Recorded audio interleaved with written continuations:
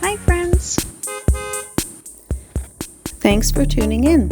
If you like this video, please give it a like, comment below, and take a moment to subscribe to our channel.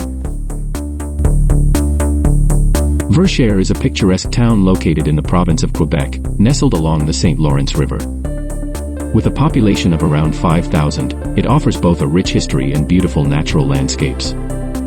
The town was originally settled by the French in the early 17th century and has played a key role in the region's history, especially during the colonial period. One of Verchères' most significant historical landmarks is the Église de Verchères, a beautiful church that reflects the town's deep roots. It is a reminder of the region's French heritage and an important site for local residents. The town is also known for its stunning natural surroundings, with the St. Lawrence River providing a peaceful backdrop and opportunities for outdoor activities like kayaking, fishing, and hiking. Whether you're a history enthusiast, nature lover, or culinary adventurer, Verchères has something special to offer. It's a charming and peaceful spot to explore the beauty of Quebec's countryside and learn about its rich heritage.